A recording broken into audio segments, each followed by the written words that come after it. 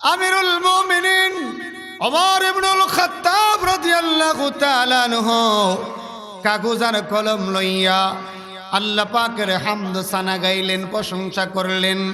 আল্লাহ পাকের প্রশংসা গাইয়া ওই কাগজের মধ্যে আল্লাহ পাকের কালাম কুরআন মাজিদের কয়েকখানা আয়াত কারিমা লিখলেন।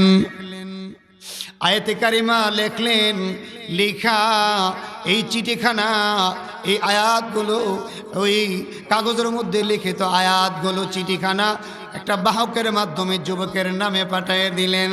যুবকের নামে পাঠিয়ে দিলেন। আর বাকি সাহাবীদেরকে বললেন, ও নবীর সাহাবীরা, ওই যে যুবক গুনাহগার হয়ে গেছে, পাপে লাগা গেছে, তোমরা তার জন্য একটু দোয়া করতে থাকো, দোয়া করতে থাকো, আল্লাহর কাছে দোয়া করতে থাকো।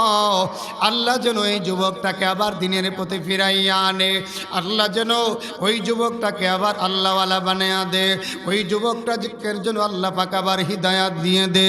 চিঠিখানা পাঠিয়ে দিলেন আর দোয়া করতে বলে দিলেন। দোয়া করতেছেন সাহাবীরা। চিঠিখানা পরে প্রেরণ হয়ে গেল, পাঠানো হয়ে গেল।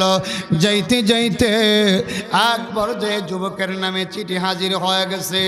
কার চিঠি রে? ও যুবক, তোমার চিঠি কে পাঠাইলো? আমিরুল মুমিনিন খলিফাতুল মুসলিমিন হযরত ওমর ফারুক পাঠাইছে। আমার নামে চিঠি নাকি? বলে হ্যাঁ, তোমার নামে চিঠি। যুবক এবার চিঠিখানা লইয়া পাঠ করা আরম্ভ করলেন, পড়া আরম্ভ করলেন।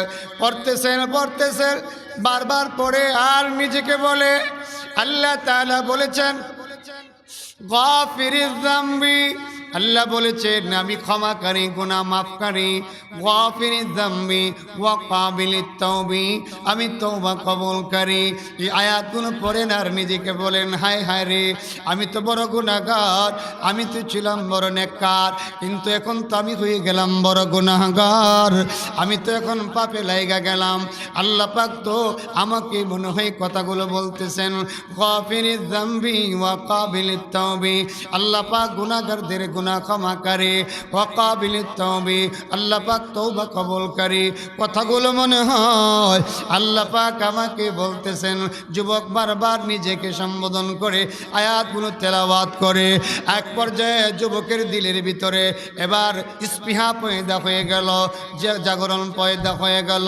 না না, আমি তো বড় গুনাহগার হয়ে গেছি, গুনাহ অবস্থায় যদি আমি কবরে যাই, কবরে তো আমি সইতে পারবো না কবরের আযাব। যুবক আবার তৈয়ার হয়ে গেল তওবা করার জন্য। সাথে সাথে যুবক তওবা করে নিলেন। তওবা করার পরে আবার উত্তর লিখে দিলেন, ও আমিরুল মুমিনিন খলিফাতুল মুসলিমিন ওমর, আপনি যে আমার জন্য দোয়া করেছেন, আপনি যে আমাকে চিঠি প্রেরণ করেছেন, আপনার চিঠি পাইয়া আমি বড় খুশি হয়েছি। আল্লাহ পাক আমাকে গুনাহগার বানিয়ে দিয়েছিলেন, আপনার চিঠি পাওয়ার কারণে আমি আবার তওবা করলাম।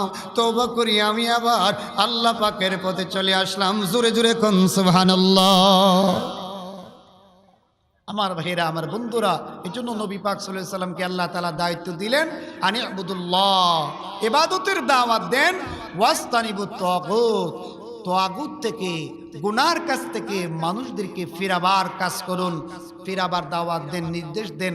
আমার ভাইরা, আমার বন্ধুরা, আজ উলামায়ে কেরাম কিন্তু সেই নবীগণের ওয়ারিস হিসাবে সমাজের মানুষদেরকে, এলাকার মানুষদেরকে, দেশের মানুষদেরকে শুধু এই কথাগুলো বলেন, ও মুসলমান ভাইরা, আল্লাহকে চিনেন, আল্লাহর পরিচয় নেন, আল্লাহকে চিন্না আল্লাহর ইবাদত করেন, আল্লাহর গোলামি করেন। আল্লাহর ইবাদতের দিকে আলেম ওলামারা ডাকতেছে, নবীগণ যেভাবে ডাকছে আলেম ওলামাদের কাজও এটা, দাইয়ান ইলাল্লাহ, আল্লাহর পথে ডাকা, আল্লাহর দিকে আহ্বান করা, আল্লাহকে চিনা, আল্লাহর ইবাদত করা, আল্লাহর গোলামি করা। আমার ভাইরা, সমস্ত নবীগণ আল্লাহর ইবাদতের জন্য ডাকছেন।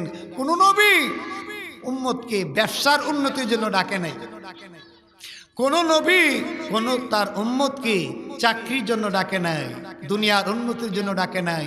সমস্ত নবীগণ যুগে যুগে তাদের উম্মতকে আল্লাহর ইবাদতের দাওয়াত দিয়েছে, আল্লাহর ইবাদতের জন্য তারা বলেছে।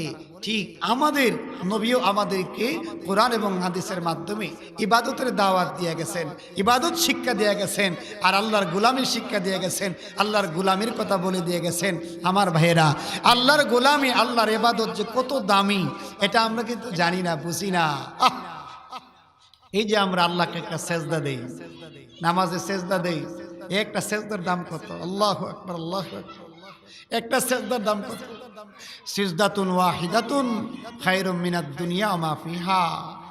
আহা, আল্লাহর কুদরতি কদমে আমরা যে সেজদা দিতেছি, এই সেজদাটার ওজন কত, দাম কত, মর্তবা কত?